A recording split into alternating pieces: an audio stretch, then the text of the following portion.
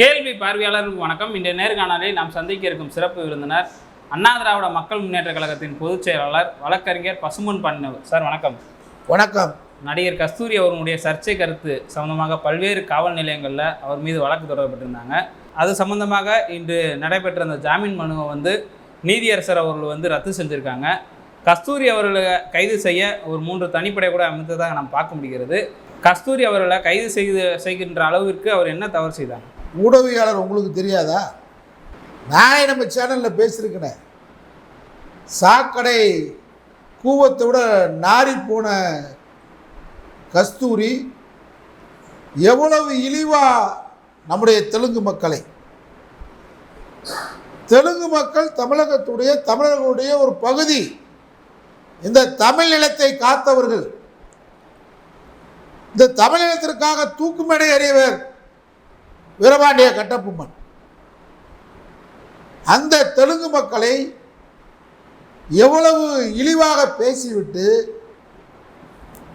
அப்புறம் நல்லா தண்ணி அடிச்சுட்டு நிருபரில் பூரா கூப்பிட்டு நான் அப்படி பேசுகிறேன் இப்படி பேசலை, நான் அப்படி பேசுகிறேன் இப்படி பேசுகிறேன்னு சொல்லி ஒரு குழப்பமான பேட்டியை திரும்பவும் ஒரு நெறியாளர் கூட கொண்டு போய் முகத்திலே நீட்டினார். நீங்கள் பேசுனதை பாருங்கன்னு. இது பொய், யார் பொய்? தெளிவாக பிராமண சங்கத்துடைய ஆர்ப்பாட்டத்தில் இந்த நாசமா போனவரிக்கா பாருங்க, அர்ஜுன் சம்பத் விலங்க மகனை அன்னைக்கு தூக்கி உள்ளே போட்டிருக்காங்க. இந்த அர்ஜுன் சம்பத் குட்டப்பிலே தூக்கி உள்ளே போடணும். குழப்பம் எல்லாம் தமிழ்நாட்டில் இங்கே ஒரு கட்டமைப்பு இருக்குது, திராவிட இயக்கத்துடைய கட்டமைப்பு. அண்ணன் தம்பிகளாக சகோதரர்களாக சமூக நீதியை காக்கக்கூடிய ஒரு கட்டமைப்பு இங்கே இருக்குது. இது பெரியாரால் ஏற்படுத்தப்பட்ட ஒரு கட்டமைப்பு. இங்கே அனைத்து சமூக மக்களுக்கும் ஒரு பாதுகாப்பு இருக்கு.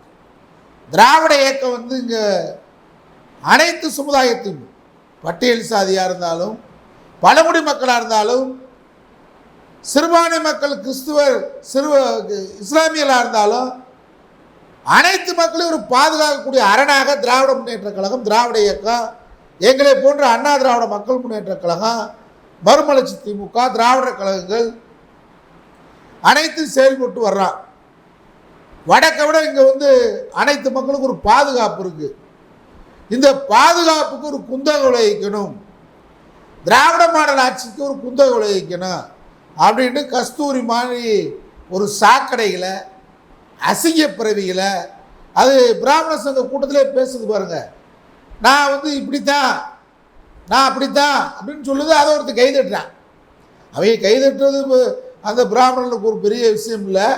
அது பிராமண சங்க ஆர்ப்பாட்டத்தில் அது பேசுகிறத பார்த்தா நான் அப்படி தான் பண்ணுவேன், என் தொழிலே இப்படி தான், இதான் எனக்கு அப்படின்னு சொல்லி பேசுறது கைதட்டுறான். நீ யாரை நீ எப்படி வேணாலும் இருந்துட்டு போ, பொழப்பு தெரியும், உன்னையும் தெரியும்.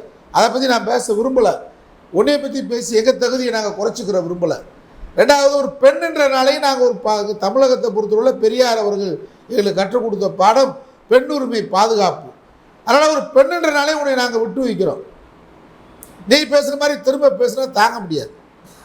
இங்கே ஒரு பெண்களுக்கு ஒரு மரியாதை கொடுக்கக்கூடிய ஊர் தமிழகம், பெண்களுக்கு சம மரியாதை கொடுக்கக்கூடிய ஊர். இந்தியாவிலே பெண்களுக்கு அதிக முதலாக வாக்குரிமை பெற்று தந்தது நீதி கட்சி. பெண்களுக்கு படிப்பு கல்வி உரிமை வாங்கி தந்தது திராவிட இயக்கம். பெண்களுக்கு சொத்துரிமை வாங்கி கொடுத்தது திராவிட இயக்கம். இன்றைக்கு உள்ளாட்சி தேர்தலில் 50% பெண்களுக்கு வாய்ப்பு கொடுத்துருக்குறோம். அதனால் நாங்கள் பெண்களை மதிக்கக்கூடிய, பெண்களை போற்றக்கூடிய, பெண்களுக்கு பாதுகாப்பு அளிக்கக்கூடிய நாடு தமிழ்நாடு, திராவிட இயக்கம், பெரியார் வழியில் இருக்கனால நீ தப்பிக்கிற. தெலுங்கு பெண்களை இன்றைக்கு நீதியரசர் அருமையாக கேள்வி கேட்டிருக்கார். உள்ளபூர்வமாக நீ மன்னிக்கிறமா, மன்னிப்பு கேட்கல, நாங்களாம் பார்த்துட்டு தான் இருக்கோம், இதுக்கு ஒரு முற்றுப்புள்ளி வைக்க வேண்டும் அப்படின்னு சொல்லி ஜாமீன் மனுவை இன்றைக்கி தள்ளுபடி பண்ணியிருக்காங்க. அது மாதிரி இந்த அர்ஜுன் சம்பத் மகன் யாரோ ஒருத்தன் இப்போ புதுசாக வர்றான், அவெல்லாம் ஒரு ஆள் வந்துக்கிட்டு இருக்கேன். பண்ணுமோ ஈசா மையத்தை, ஏன்னா ஈசா மையத்தில் பெண்களை ராத்திரியில் கூட்டுப்பாளையல் பண்ணுவீங்க, ஓடும், சிவன் பேரில் அராஜகம் பண்ணுவீங்க, ஈசன் பேரில் அராஜகம் பண்ணுவீங்க. பல வெளிநாட்டுக்காரையும் கடத்தல்காரையும் கொள்ளக்காரையும் பூரா ஈசா மையத்தில் தங்கியிருக்கான், விசா இல்லாமல் தங்கியிருக்கான். அவங்க பாதுகாக்கிறதுக்கு பிரதமர் வருவார், அதை பாதுகாக்க ஜனாதிபதி முர்மு வருவாங்க, பாஜக கட்சியுடைய தலைவர் நட்டா அங்கே வந்து உட்காருவார், எல்முறை அங்கே வருவாங்க. என்னடா நடக்குது? மது போதைப் பொருள். சிவன் ராத்திரி அன்னைக்கு எங்கள் அண்ணன் ஆட்டம் போடுறீங்க, உலகத்தில் கூட பூரா வர சொல்லி ஆட்டம் போடுறீங்க, அங்கே கற்பழிப்பு நடக்குது. பெத்த பிள்ளைய 2 பிள்ளைய கொடுத்துட்டு கதறிக்கிட்டு இருக்கேன், அப்பங்காரன் ஆத்தாக்காரி, அவங்களும் அங்கே உட்காந்துருக்காங்க. கடவுளின் பெயரால் இந்த நாட்டில் மிகப்பெரிய அராஜகத்தை செய்கிற கட்சி பாஜக. உன கட்சிக்கு என்ன கொள்கை இருக்குது? பாஜக கட்சிக்கு இந்த அர்ஜுன் சம்பத்துக்குலாம் என்ன கொள்கை இருக்குது, என்ன லட்சியம் இருக்குது? ஏண்டா செம்படிக்கிற போய் பாஜக பாப்பனுக்கு பாப்பா வந்து உனக்கு என்னடா நன்மை பண்ணிருக்கா? உன்னை சூத்திரன்னு சொல்றான். பார்ப்பனரை தாண்டி நாங்கள் இந்துக்களுக்காக போராடுறோம். இந்துன்னா யார்? இந்து என்னை மீனாட்சி அம்மன் கோயிலுக்குள்ள கூட்டு போ, கருவறைக்குள்ள நீ பாப்பா கூட்டுக்கு போட அர்ஜுன் சம்பத்து உன்னை எடுத்துக்கிறேன், கூட்டு போ பாப்பா. சங்கராச்சாரிய எனக்கு சேர் போட்டு உட்கார வை. அனைத்து ஜாதியிலும் அர்ச்சகராகலாம் சட்டத்தை கொண்டு வந்திருக்கமே, பாப்பா தானே எதுக்குறான். அர்ஜுன் சம்பத்து உனக்கும் கேட்டு தான் நாங்கள் போராடுறோம். அனைத்து ஜாதியிலும் அர்ச்சகராகலாம். யார்? நாங்கள் சொல்கிறோம். அர்ஜுன் சம்பத்து பாப்பானுக்கு சொம்பு தூக்குறியே, நீ ஈசா மையம் என்ன வேலை பார்க்குறா தெரியுமா? அப்போ நாங்களாம் பேசி ஈசா மையத்தை தரமட்டம் ஆகிட்டான். திராவிட மாநில அரசு பண்ணதோ ஒன்றிய அரசு பண்ணதோ இல்லை. நக்கீரன், கோபால் போன்றவர்கள் எங்களை போன்றவர்களாம் ஈசா மையத்தில் கூடிய தப்பு தாளங்களை வெளியே கொண்டு வந்துட்டான், அயோக்கியத்தனத்தை வெளியே கொண்டு வந்துட்டான். என்ன நடராஜன் ஒரு பிள்ளை ஓடுது அலறிடுச்சு ஈசா மையத்தை விட்டு. எங்கடான்னு பார்த்தா காலையில் கிணத்துல கிடக்கு, பக்கத்து உள்ளூர் கிணத்துல கிடக்கு இல்லையா? காவல்துறை நடவடிக்கை எடுத்திருக்கா? நம்ம உள்ளூர் ஏட்டை எப்படி நடவடிக்கை எடுக்க முடியும்? அங்கே தான் பிரதமர் வந்து உட்கார கும்மி அடிக்கிறாரு, மத்திய மந்திரி கூட உட்காந்து கும்மி அடிக்கிறாங்க, வந்து உட்காந்து நாட்டின் ஜனாதிபதி வந்து உட்காந்து கும்மி அடிச்சுட்டு போகிறாங்க. அப்புறம் உள்ளூர் ஏட்டையா ஈசா மையத்தை நடவடிக்கை எடுக்க முடியும்? யானை வழித்தடத்தை பூரா மறிச்சிருக்கான்னு சொல்கிறான், ஆதாரப்பூர்வமாக சொல்கிறான். ஈசா மையத்தை யோகி அர்ஜுன் சம்பத் மகனமோ பேசுகிறானே நக்கீரன், கோபால், நீலாம் பேச முடியுமாடா? இப்போதான் எனக்கு என்னமோ திராவிட மாடல் அரசு ஒழுங்காக போய்க்கிருக்கு. மகளம் தூக்கி குண்டாசனம் தூக்கி போடுங்க. அது மாதிரி இந்த யார் கஸ்தூரி களவாணிச்சிரிக்கு இதெல்லாம் ஒரு ஆள் தமிழ்நாட்டில் வந்து என்ன நீ பேசுகிற? தமிழ்நாட்டில் உன்னை பேச விட்டு அனுமதிச்சதே திராவிட மாடல் அரசு இருக்கிறனால தான் அனுமதிச்சிருக்கோம். தப்பி தவறி பாஜக மாதிரி அரசுலாம் இங்கே இருந்து நாங்களாம் இருந்தால் அனுமதிச்சிருக்க மாட்டான். இப்போ ஓடி ஒளியிற, எதுக்கு ஒளியிற? நான் எதுக்கும் பயப்பட மாட்டேன், மிரட்டலுக்கு பயப்பட மாட்டேன். ஏய், காவல்துறையை சட்டத்துக்கு முன்னாடி சந்தி, எதுக்கு ஓடி ஒளியிற? ஓடி ஒளியிறது தான் உன் குலத்தொழில், அது எங்களுக்கு தெரியும். ஓடி ஒளியிறது தான் பாஜகவுடைய வேலை. சாவர்கர் இந்திய சுதந்திர போராட்டத்தில் வீரபாண்டிய கட்டபொம்மன் தூக்கு கயிறை முத்தமிட்டார், மருது சோழர்கள் தூக்கு கயிறை முத்தமிட்டார்கள். பூலித்தேவன் எதிர்த்து போராடி வென்றான். நம்முடைய வேலு நாச்சியார் ஆங்கில படையை எதிர்த்து போராடி இழந்த கோட்டையை மீண்டும் கைப்பற்றினார். இது வரலாறு. ஆனால் சாவர்கர் என்ன செஞ்ச? அந்தமான் சிறையில் உட்கார்ந்துக்கிட்டு 13 மன்னிப்பு கடிதம் வெள்ளைக்காரனுக்கு எழுதி வெள்ளைக்காரனுடைய பூட்ஸ் காலை நக்கி மன்னிப்பு கடிதம் கேட்டு இந்தியாவிலே முத எழுதின கூட்டம் இந்த கஸ்தூரி கூட்டம், சாவர்கர் கூட்டம், பாஜக கூட்டம் இல்லையா? என்னோட ஆதாரம் இருக்கு.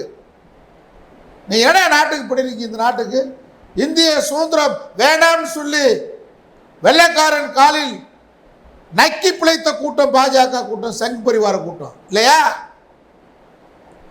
உங்களுக்கு ஓடி ஒளிவது புதுசா? வாழ்வூதியம், எனக்கு வாழ்வூதியம் கொடுன்னு சொல்லி வெள்ளைக்காரன் இந்தியாவிலேயே வெள்ளைக்காரன் பிச்சை எடுத்து வாழ்ந்த கூட்டம் சாவர்கர் கூட்டம். பேசுறாங்க பெரிய மாதிரி.